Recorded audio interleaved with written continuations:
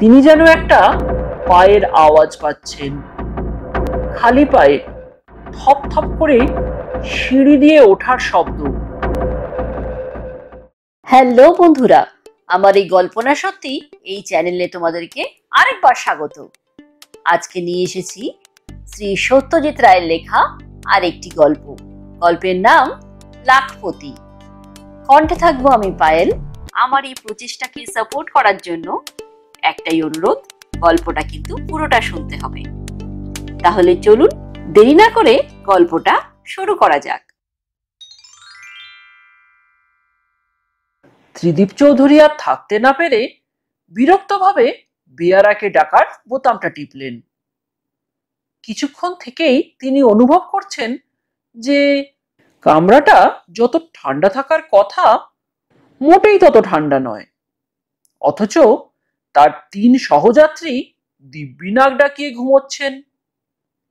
এটা যে কি করে সম্ভব হয় তা ত্রিদীপ বাবু মোটেই বুঝতে পারেন না। আসলে অন্যায়ের প্রতিবাদ না করে করেই হয়েছে এই হাল। 7 চড়ে রানেই বলেই তো যাত্রার কোনোদিন উন্নতি হলো না। দরজায় টোকা পড়ল। অন্দরাও। দরজাটা একপাশে সরে গিয়ে বাইরে বেয়ারাকে দেখা গেল।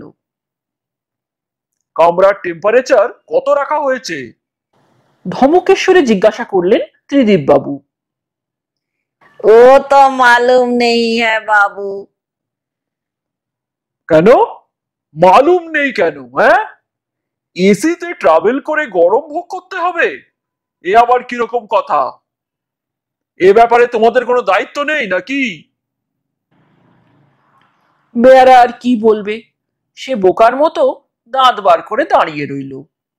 এদিকে আপার বার্থের মাদ্রাজি ভদ্রলোকটির ঘুম ভেঙে গেছে, তাই ত্রিদীপ চৌধুরীকে বাধ্য হয়ে তার রাগ হজম করে নিতে হলো। ঠিক হ্যায়, তুম যাও। আর শোনো, কাল সকালে ঠিক 6:30টার সময় চা দেবে, বুঝলে? বহুত আচ্ছা হুজুর। বেয়ারা চলে গেল। ত্রিদীপ বাবু দরজা বন্ধ করে তার জায়গায় শুয়ে পড়লেন। এসব ল্যাঠা ভোগ করতে হতো না যদি তিনি প্লেনে আসতেন। তার মতো অবস্থার লোকেরা কলকাতা থেকে রাঁচি সাধারণত প্লেনেই যায়। কিন্তু মুশকিল হচ্ছে কি, প্লেনে যাত্রা সম্পর্কে ত্রিদীপ বাবু একটা আতঙ্ক বোধ করেন। সেটা কাটিয়ে ওঠা তার পক্ষে অসম্ভব। বছর 12 আগে তিনি একবার প্লেনে করে বোম্বাই গিয়েছিলেন। সে এক ভয়াবহ অভিজ্ঞতা। সেদিন আবহাওয়া ছিল প্রতিকূল, ফলে প্লেন আকাশে ওঠার সঙ্গে সঙ্গে যে ঝাঁকুনি শুরু হয় সেটা চলে একেবারে শেষ পর্যন্ত। সেদিনই ত্রিদীপ বাবু মনে মনে প্রতিজ্ঞা করেন যে তিনি আর কখনো প্লেনে চড়বেন না। তাই এবার যখন রাঁচি যাওয়ার দরকার হলো, তখন তিনি সরাসরি রাঁচি এক্সপ্রেসে বুকিং করলেন। এসিতে আরামের প্রত্যাশা করেছিলেন, কিন্তু এখন সে আশায় জলাঞ্জলি দিয়ে অন্ধকার কামরায় শুয়ে নানান চিন্তার মধ্যে নিজেকে ডুবিয়ে দিলেন। বিশেষ করে মনে পড়ছে তার ছেলেবেলার কথা। রাঁচিতেই তার জন্ম। তার বাবা আদিনাথ চৌধুরী ছিলেন রাঁচির নামকরা ডাক্তার। ত্রিদীপবাবু স্কুলের পড়াশোনা রাঁচিতে শেষ করে কলকাতায় চলে যান কলেজে পড়তে। মামা বাড়িতে থেকে বিয়ে পর্যন্ত পড়ে কিছুদিনের মধ্যেই তার এক মারোয়ারি বন্ধুর পরামর্শে ব্যবসার দিকে ঝোঁকেন। লোহা লক্করের ব্যবসা দিয়ে শুরু করে অল্প দিনের মধ্যেই ব্যাংকে তার অনেকগুলো টাকা জমে যায়। তিনি বুঝতে পারেন যে ভাগ্যলক্ষ্মী তার প্রতি সবিশেষ প্রসন্ন। সেই থেকে তিনি কলকাতাতেই থেকে যান, যদিও বাপ মা রাঁচি ছাড়েননি।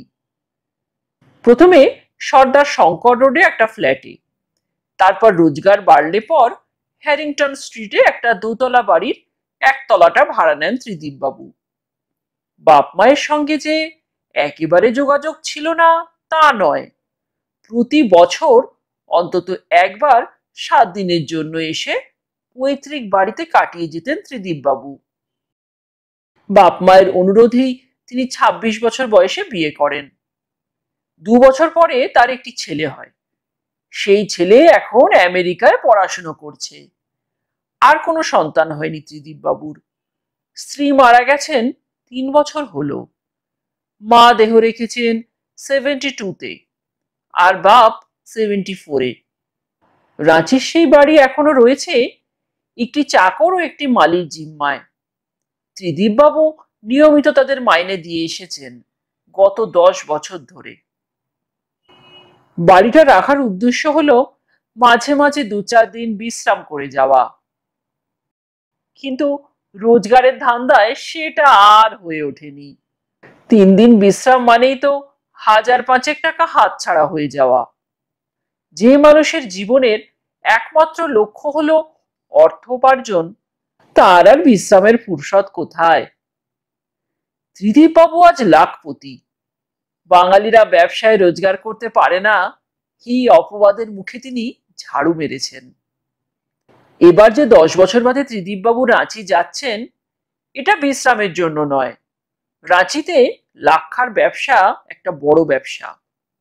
এই ব্যবসায় কোনো সুবিধে হতে পারে কিনা সেইটে যাচাই করে দেখার জন্যই রাঁচি যাওয়া। পৈতৃক বাড়িতেই থাকবেন ত্রিদীপবাবু এবং 2 দিনের মধ্যেই কাজ হয়ে যাওয়ার কথা। প্রশান্ত সরকারকে তিনি চিঠি লিখে জানিয়ে দিয়েছেন আসছেন বলে। সেই তার বাড়িতে গিয়ে চাকরদের বলে সব ব্যবস্থা করে রাখবে।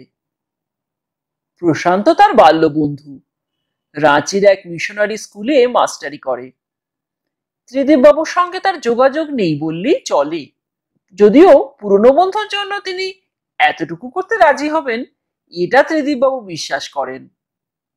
আশ্চর্য, এসব ভাবতে ভাবতেই কখন যে ত্রিদীপবাবুর ঘুম এসে গেল এটা তিনি নিজেই জানেন না। তারও যে অন্য 3 জন যাত্রীর মতো নাক ডাকে সেটাও কি তিনি জানেন?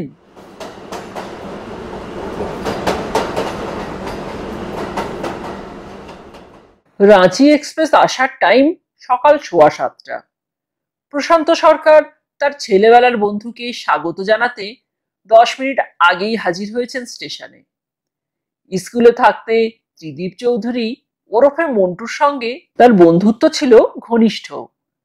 ত্রিদীপ যখন কলকাতায় কলেজে পড়তো তখনও দুজনের মধ্যে নিয়মিত চিঠি লেখালেখি চলতো। কলেজ ছাড়ার পরে দুজনের মধ্যে ব্যবধান এসে পড়ে। এর জন্য দায়ী অবশ্য ত্রিদীপ বাবুই। বাপ মা বেঁচে থাকতে তিনি মাঝে মাঝে রাঁচিতে এসেছেন, কিন্তু প্রশান্তকে না জানিয়ে। ফলে অনেকবার এমন হয়েছে যে দুজনের মধ্যে দেখাই হয়নি। কেন যে এরকম হচ্ছে সেটা প্রশান্ত সরকার বুঝতেই পারেননি। তারপর খবরের কাগজ থেকে জেনেছেন যে ত্রিদীপ চৌধুরী এখন একজন ডাক সাইটে ব্যবসায়ী, অর্থাৎ তিনি এখন প্রশান্ত নাগালের বাইরে। সেটা আরো স্পষ্ট হয় এই সেদিনের পাওয়া চিঠিটা থেকে। 4 লাইনের সংক্ষিপ্ত শুকনো চিঠিতে দুজনের মধ্যে দূরত্বটাই ফুটে ওঠে। বন্ধুর এই পরিবর্তনে প্রশান্তবাবু খুশি হতে পারেননি।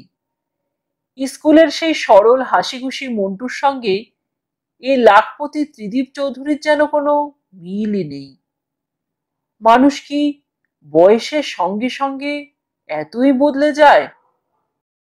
ত্রিদীপ চৌধুরীর যে অভাবনীয় আর্থিক উন্নতি হয়েছে সেটা অস্বীকার করা যায় না, কিন্তু টাকার গরমটাকে কোনোদিনই বিশেষ আমল দেন না প্রশান্ত সরকার। তার চরিত্রের এই বিশেষ দিকটা তার বাবার কাছ থেকে পাওয়া। প্রমথ সরকার ছিলেন গান্ধীভক্ত আদর্শবাদী পুরুষ। প্রশান্ত নিজের জীবনে তেমন কোনো উত্থান পতন ঘটেনি। একজন স্কুল মাস্টারের জীবনে কতই বা রকম ফের হবে। তাই আজ তাকে দেখলে ছেলেবেলার প্রশান্ত ওরফে পানুকে চিনতে কোনো অসুবিধা হয় না, কিন্তু ত্রিদীপ চৌধুরী সম্বন্ধে সে কথা বলা চলে কি?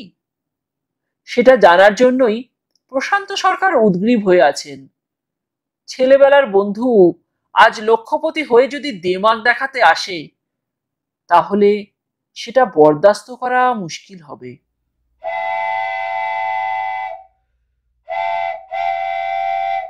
ট্রেন এলো 10 মিনিট লেটে। মাত্র 3 দিনের জন্য আসা, তাই ত্রিদীপবাবু সঙ্গে একটা ছোট সুটকেস আর একটা ফ্লাস্ক ছাড়া কিছুই আনেননি। সুটকেসটা প্রশান্তবাবু একরকম জোর করে নিজের হাতে তুলে নিলেন। তারপর দুজনে রওনা দিলেন স্টেশনের বাইরে দাঁড়িয়ে থাকা ট্যাক্সির উদ্দেশ্যে। অনেকক্ষণ ওয়েট করতে হলো নাকি? ত্রিদীপ চৌধুরী প্রশ্ন করলেন হাঁটতে হাঁটতে। এই মিনিট 20। তুমি যে আবার স্টেশনে আসবে সেটা ভাবতেই পারিনি। কোনো দরকার ছিল না অবশ্যই। আমি তো আর এই প্রথম আসছি না রাঁচিতে। প্রশান্তবাবু মৃদু হাসলেন, কোনো মন্তব্য করলেন না। চিরকালের অভ্যেস মতো তিনি বন্ধুকে তুই বলার জন্য প্রস্তুত ছিলেন, কিন্তু বন্ধু তুমি বলাতে সেটা আর হলো না। এখানে সব খবর ভালো তো? জিজ্ঞাসা করলেন ত্রিদীপ বাবু। হ্যাঁ, সব ব্যবস্থা হয়ে গেছে। একদিন বাদে বাবু আসছেন জেনে তোমার মালি আর চিন্তামণি খুব এক্সাইটেড। চিন্তামণি হলো একাধারে রসুয়ে আর চৌকিদার। বাড়িটা বাসযোগ্য আছে তো এখনো, নাকি ভূতের বাসায় পরিণত হয়েছে? প্রশান্তবাবু আবার মৃদু হেসে একটু চুপ করে বললেন, ভূতের বাসার কথা জানি না, কিন্তু একটা কথা তোমাকে জানানো দরকার। আমি এই সেদিন রাত্রে তোমার বাড়ির পাশ দিয়ে যাওয়ার সময় বাগানে একটা বছর 10-এর ছেলেকে খেলতে দেখেছি। রাত্রে মানে? বেশ বেশি রাত, এই ধরো 11:30। দেখে তো চমকে গিয়েছিলাম। মনে হলো যেন 10 বছরের মন্টু আবার ফিরে এসেছে। এনিওয়ে, ভূত যে নয় সে তো বোঝাই যাচ্ছে। বাড়ি তো আমার বাবার তৈরি, ওতে কে মরেছে আর না মরেছে সে তো আমার জানা আছে। কথা হলো বাড়িটাকে ঝেড়ে পুঁজে রেখেছে তো? একেবারে তকতকে। আমি কালকে গিয়ে দেখে এসেছি। আচ্ছা, ভালো কথা, তোমার কাজটা কখন, কোথায়? আমার নামকাম যেতে হবে আজই দুপুরে, আফটার লাঞ্চ। মহেশ্বর জৈন বলে এক লাখা ব্যবসায়ী থাকেন ওখানে। 2:30টার সময় অ্যাপয়েন্টমেন্ট।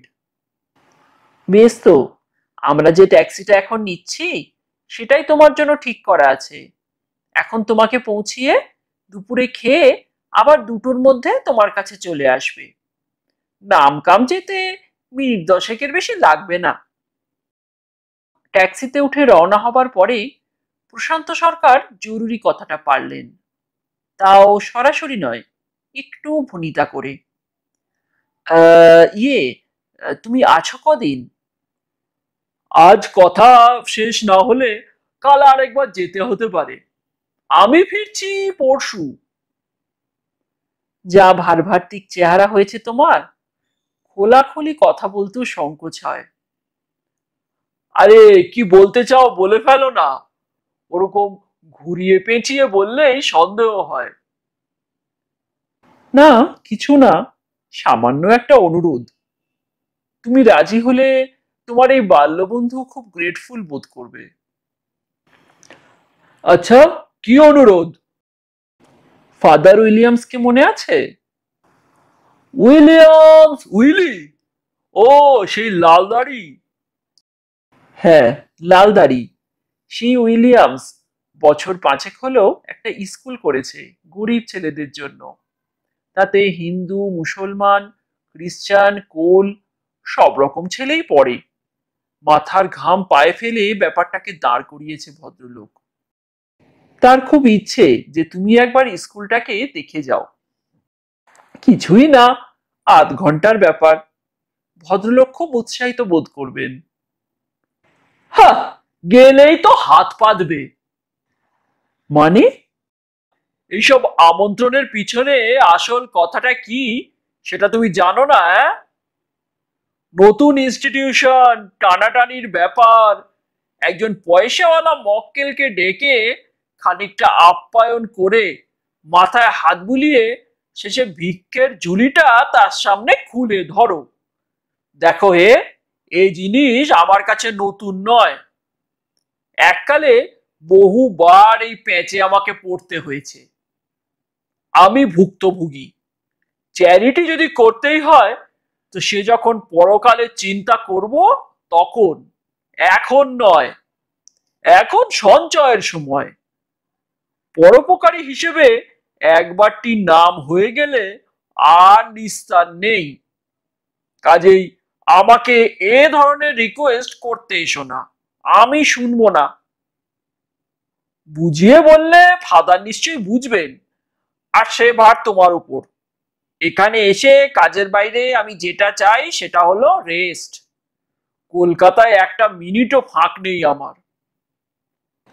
ঠিক আছে, এমন একটা প্রস্তাবের যে এই প্রতিক্রিয়া হতে পারে সেটা প্রশান্তবাবু ভাবতে পারেননি।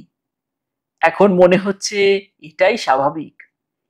এ মন্টু সেকালের সে মন্টু নয়। এই মানুষটাকে প্রশান্তবাবু চেনেন না। জন্মস্থানে এসে ত্রিদীপবাবুর ভারী কি ভাবটা খানিকটা দূর হয়ে তার জায়গায় একটা প্রসন্নতার আমেজ দেখা দিল। এই সুযোগে প্রশান্তবাবু তার দ্বিতীয় প্রস্তাবটা করলেন। আমার একটা অনুরোধ তো নাকচ হয়ে গেল, কিন্তু দ্বিতীয়টি ভাই রাখতেই হবে। আমার গিন্নি বারবার করে বলে দিয়েছেন তোমায় বলতে যে আজ রাত্রে যেন এই গরিবের বাড়িতে তোমার পায়ের ধুলো পড়ে। খাওয়াটাও ওখানেই সারতে হবে, বলা বাহুল্য। অভাবের সংসার হলেও এটা জোর দিয়ে বলতে পারি যে সেখানে ত্রিদীপ চৌধুরীর সামনে কেউ ভিক্ষের ঝুলি খুলে ধরবে না। ত্রিদীপ বাবু এ ব্যাপারে আপত্তি করলেন না। করুণাবশত কিনা তাই নিয়ে মাথা ঘামালেন না প্রশান্ত সরকার। তার তাড়া আছে, বাজার সেরে নাওয়া খাওয়া সেরে তারপর স্কুল যেতে হবে। বিদায় নেবার সময় তিনি বলে গেলেন যে 8টা নাগাদ নিজে এসে তিনি ত্রিদীপ বাবুকে নিয়ে যাবেন। আর 10টার মধ্যে খাইয়ে দাইয়ে তোমাকে বাড়ি পৌঁছে দেবো, এই গ্যারান্টি দিচ্ছি। ত্রিদীপ চৌধুরীর ব্যক্তিত্ব আর তার তীক্ষ্ণ বুদ্ধিদীপ্ত কথাবার্তা, এই দুটোই যে তার সাফল্যের অন্যতম প্রধান কারণ সেটা আজ আরেকবার প্রমাণ হয়ে গেল। রাঁচিতে আসা বৃথা হয়নি। তার নানান ব্যবসার সঙ্গে লাক্ষা যুক্ত হয়ে তার জীবনটাকে আরেকটু জটিল করে তুললো সেটা ঠিক, কিন্তু সেই সঙ্গে অতিরিক্ত আয়ের কথাটা ভাবলে আর আক্ষেপ করার কোনো কারণ থাকে না। 5টা নাগাদ বাড়ি ফিরে চা খেয়ে ত্রিদীপবাবু একবার তার জন্মস্থানটা ঘুরে দেখলেন। দোতলা বাড়ি, একতলায় বৈঠকখানা, খাবার ঘর, গেস্ট রুম আর রান্নাঘর, দোতলায় 2টো বেডরুম, বাথরুম আর একটা বেশ বড় পশ্চিমমুখী ঢাকা বারান্দা। দুটোর মধ্যে ছোট বেডরুমটা ছিল ত্রিদীপ বাবুর ঘর। ছেলেবেলার তুলনায় এখন সেটাকে অনেক ছোট বলে মনে হয়, কারণ তিনি নিজেই শুধু বড় হয়েছেন। ঘর যেমন ছিল তেমনই আছে। ঘরের দরজায় দাঁড়িয়ে খাটটার দিকে কিছুক্ষণ চেয়ে থেকে ত্রিদীপবাবু স্থির করলেন আজ রাত্রে সেখানেই শোবেন।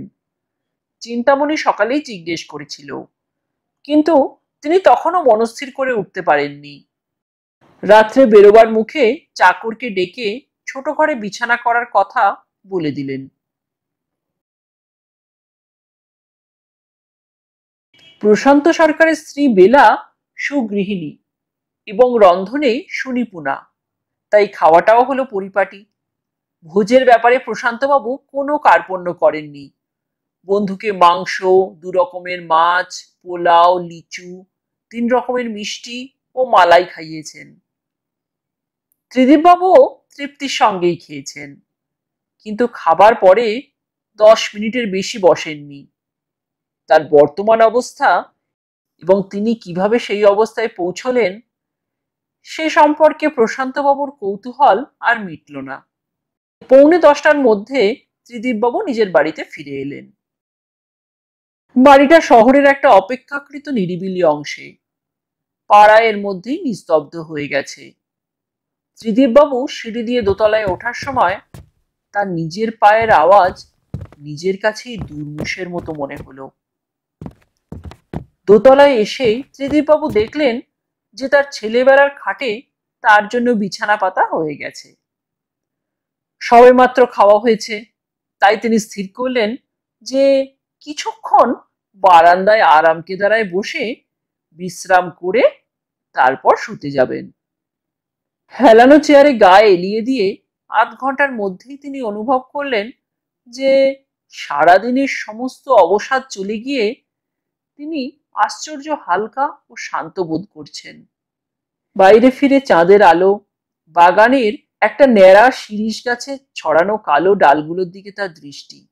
ত্রিদীপবাবু বুঝতে পারলেন যে তার নিজের নিঃশ্বাসের শব্দ তিনি শুনতে পাচ্ছেন। সমস্ত বিশ্ব চরাচরে যেন সেটাই একমাত্র শব্দ। তাই কি? না, তার সঙ্গে আর একটা শব্দ যোগ হলো, একটা ক্ষীণ কণ্ঠস্বর। সেটা কোত্থেকে আসছে বলা কঠিন। মনোযোগ দিয়ে শুনে ত্রিদীপবাবু বুঝলেন যে সেটা কোনো অল্প বয়স্ক ছেলের গলার আবৃত্তির শব্দ। কবিতাটা তার ভীষণ চেনা। ক্ষীণ হলেও কণ্ঠস্বর স্পষ্ট, প্রত্যেকটি কথা পরিষ্কার। রথের দিনে খুব যদি ভিড় হয়, একলা যাব, করব না তো ভয়। মামা যদি বলেন ছুটে এসে, হারিয়ে যাবে আমার কোলে চড়ো, বলবো আমি, দেখছো নাকি মামা, হয়েছি যে বাবার মতো বড়। আমায় দেখে মামা বলবে তাই তো, খোকা আমার সে খোকার নাই তো। এতদিন ধরে ত্রিদীপবাবু স্মৃতির কোণে লুকিয়েছিল কবিতাটা, আজ শুনে আবার নতুন করে মনে পড়ছে। আবৃত্তি ক্রমে ক্ষীণ হয়ে আসছে। ত্রিদীপবাবু উঠে পড়লেন চেয়ার থেকে। মনটাকে পিছনের দিকে টেনে নিয়ে যাওয়া কোনো কাজের কথা নয়। আসল হলো ভবিষ্যৎ, অতীত নয়। তিনি জানেন ভবিষ্যতে তাকে আরো অনেক উপরে উঠতে হবে, লাখপতি থেকে কোটিপতি হতে হবে। অতীত মানে তো যা ফুরিয়ে গেছে, শুকিয়ে গেছে, শেষ হয়ে গেছে। অতীতের চিন্তা মানুষকে দুর্বল করে, আর ভবিষ্যতের আশা তাকে সবল করে, সক্রিয় করে। নিজের শোয়ার ঘরে গিয়ে ত্রিদীপবাবু ভ্রু কুঞ্চিত করলেন। শহরে এখন লোডশেডিং।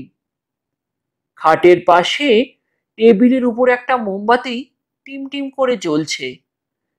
তার মৃদু আলোতেই তিনি স্পষ্ট দেখলেন যে বিছানাটা ভালো করে পাতা হয়নি, চাদর বালিশ দুটোই কুঁচকে আছে। হাত দিয়ে চাপড় মেরে সেগুলোকে টান করে দিয়ে পাঞ্জাবি খুলে আয়নায় রেখে ত্রিদীপবাবু খাটে শুয়ে পড়লেন। মোমবাতিটা জ্বলবে কি? না, কোনো দরকার নেই। এক ফুঁয়ে সেটাকে নিভিয়ে দিলেন ত্রিদীপবাবু। পোড়া মোমের উগ্র গন্ধ কিছুক্ষণ বাতাসে ঘোরাফেরা করে মিলিয়ে গেল। পশ্চিমের জানলা দিয়ে আকাশ দেখা যাচ্ছে, রাতের আকাশ, চাঁদের আলোয় ফিকে। পায়ের দিকে ঘরের দরজা, দরজা দিয়ে বাইরের বারান্দা ও বাঁয়ে সিঁড়ির মুখটা দেখা যাচ্ছে। সিঁড়ির দিকে দৃষ্টি যাওয়ার কথা নয়, কিন্তু ত্রিদীপবাবুর মনে হলো তিনি যেন একটা পায়ের আওয়াজ পাচ্ছেন, খালি পায়ে থপ থপ করে সিঁড়ি দিয়ে ওঠার শব্দ। কিন্তু কেউ এলো না। শব্দটা যেন মাঝ সিঁড়িতে থেমে গেল। হঠাৎ ত্রিদীপবাবুর মনে হলো তিনি অনর্থক ছেলে মানুষই কল্পনাকে প্রশ্রয় দিচ্ছেন। সব ভৌতিক চিন্তা এক ঝটকায় মন থেকে দূর করে দিয়ে তিনি শক্ত করে চোখ বন্ধ করে ঘুমানোর চেষ্টায় প্রবৃত্ত হলেন। একতলায় খাবার ঘরের জাপানি ঘুড়িতে ঢং ঢং করে 11টা বাজলো। ঘড়িটা এতদিন বন্ধ ছিল, আজই সকালে ত্রিদীপবাবু আবার সেটাকে চালু করে দিয়েছেন। ঘড়ির শেষ ঢং মিলিয়ে যাওয়ায় নৈঃশব্দ যেন আরো বেড়ে গেল। ত্রিদীপবাবুর চোখ বন্ধ, এবং সেই বন্ধ চোখেই যেন তিনি টুকরো টুকরো ঝাপসা ছবি দেখতে শুরু করেছেন। তিনি জানেন যে এটা ঘুমের পূর্বাভাস। ওই টুকরো ছবিগুলো আসলে স্বপ্নের টুকরো। মানুষ গান করার আগে যেমন গুনগুন করে সুর ঠিক করে নেয়, এই টুকরো ছবিগুলো হলো আসলে স্বপ্ন শুরু হওয়ার আগের স্বপ্নের গুনগুনানি। কিন্তু স্বপ্নের সময় এখনো আসেনি, চোখ বন্ধ, অথচ সম্পূর্ণ সজাগ অবস্থাতেই ত্রিদীপবাবু তার ষষ্ঠ ইন্দ্রিয় দিয়ে অনুভব করলেন যে ঘরে যেন কে ঢুকেছে। না, শুধু ষষ্ঠ ইন্দ্রিয় নয়, শ্রবণেন্দ্রিয় বটে। ত্রিদীপবাবু নিঃশ্বাসের শব্দ পাচ্ছেন। কেউ যেন দৌড়ে এসে হাঁপাতে হাঁপাতে ঘরে ঢুকে দাঁড়িয়ে পড়ে দ্রুত শ্বাস নিচ্ছে।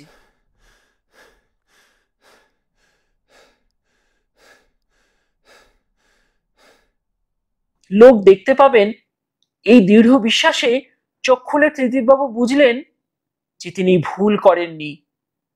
দরজার মুখে একটা ছেলে দাঁড়িয়ে আছে, বছর 10 বয়স, আর ডান হাতটা আলতো করে দরজার উপর রাখা, বাঁ পাটা একটু সামনের দিকে এগোনো। ছেলেটি যেন ঘরে ঢুকতে গিয়ে লোক দেখে থেমে গেছে। ত্রিদীপবাবু অনুভব করলেন একটা ঠান্ডা ভাব তার পা থেকে শুরু করে মাথার দিকে উঠে আসছে শিরদাঁড়া বেয়ে। প্রশান্ত বলেছিল একটি ছেলেকে দেখেছে, বাগানে খেলছিল, ছেলেবেলার মন্টু। ছেলেটি নিঃশব্দে আরো 3 পা এগোলো। এখন সে খাট থেকে 4 হাত দূরে। ছেলেবেলার মন্টু। ত্রিদীপবাবুর হাত পা বরফ, মাথা ঝিমঝিম করছে। তিনি বুঝতে পারছেন এবার তিনি চোখে অন্ধকার দেখবেন। তার তার আতঙ্ক চরমে পৌঁছেছে। ছেলেটি আর 1 পা এগোলো। বেগুনি শার্ট, এই এই শার্ট তো। সংজ্ঞা হারাবার ঠিক আগের মুহূর্তে ত্রিদীপবাবু রিন রিনে গলায় শুনলেন, আমার বিছানায় কে শুয়ে? তার কখন জ্ঞান হয়েছিল বা আদৌ হয়েছিল কিনা, আর তারপর তিনি কখন আবার ঘুমিয়ে পড়েছেন, এসব কিছুই জানেন না ত্রিদীপবাবু। সকালে যথারীতি 6:30টায় ঘুম ভেঙে গেল। প্রশান্ত বলেছে 7:30টায় এসে তার সঙ্গে ব্রেকফাস্ট করবে। রাত্রে যা ঘটল, তারপর তিনি মামুলি দৈনন্দিন কাজের কথা ভাবতেই পারছেন না। জীবনে তিনি প্রথম এমন ধাক্কা খেলেন। কাল চাঁদনি রাতে যে আবৃত্তি শুনেছিলেন, সেই আবৃত্তি করে তিনি স্কুলে প্রথম পুরস্কার পেয়েছিলেন। আর দ্বিতীয় হয়েছিল প্রশান্ত সরকার। তাতে মন্টু খুশি হয়নি। দুজনে ফার্স্ট প্রাইজ পেলে দারুণ হতো না রে? মন্টু বলেছিল তার প্রাণের বন্ধু পানুকে। আর ঘরে যে ছেলেটি এলো, তার মুখ বোঝা যায়নি, কিন্তু শার্টের রং যে বেগুনি সেটা দেখেছিলেন ত্রিদীপবাবু। এই বেগুনি শার্ট তার সবচেয়ে প্রিয় শার্ট, যেটা তাকেই জন্মদিনে দিয়েছিলেন তার ছোট মাসি। সেটা কি তিনি ভুলতে পারেন? ওই শার্ট পরেই যেদিন প্রথম স্কুলে গেলেন, সেদিন পানু বলেছিল, তোকে ঠিক সাহেবের মতো দেখাচ্ছে রে মন্টু। এই অদ্ভুত ভৌতিক অভিজ্ঞতার মানেও তার কাছে স্পষ্ট। আজকে ত্রিদীপের সঙ্গে ছেলেবেলা ত্রিদীপের কোনো মিল নেই। ছেলেবেলার সেই মন্টু ছেলেবেলাতেই মরে গেছে। আর তার ভূত এসে কাল জানিয়ে গেছে যে লাখপতি ত্রিদীপ চৌধুরীকে সে মোটেই বরদাস্ত করতে পারছে না। প্রশান্ত বাবুকে রাত্রের ঘটনা কিছুই বললেন না ত্রিদীপ বাবু। তবে এটা তিনি বুঝতে পারছিলেন যে শত চেষ্টা করেও তিনি সম্পূর্ণ স্বাভাবিক হতে পারছেন না। তাই বোধহয় প্রশান্তবাবু একসময় প্রশ্ন করলেন, তোমার কি হয়েছে বলো তো? রাত্রে ভালো ঘুম হয়নি নাকি? ত্রিদীপ বাবু গলা খাঁকড়িয়ে বললেন, না, আমি ভাবছিলাম মানে দুদিনের কাজ যখন একদিনেই হয়ে গেল, তখন আজ একবার ওই ফাদার উইলিয়ামসের স্কুলটা দেখে এলে হতো না? উত্তম প্রস্তাব, উৎফুল্ল হয়ে বললেন প্রশান্ত সরকার। মুখের হাসি ছাড়াও অন্তরের একটা গোপন হাসিও হাসলেন তিনি, কারণ তার ফন্দি আশ্চর্যভাবে কাজে দিয়েছে। ফেরার পথে তার প্রতিবেশী নন্দ চক্রবর্তীর ছেলে বাবলুকে বলে যেতে হবে যে তার কাল রাত্রের আবৃত্তি আর অভিনয় চমৎকার হয়েছে, আর সেই সঙ্গে অবশ্যই চিন্তামণিকেও একটা ভালো রকম বকশিস দিতে হবে।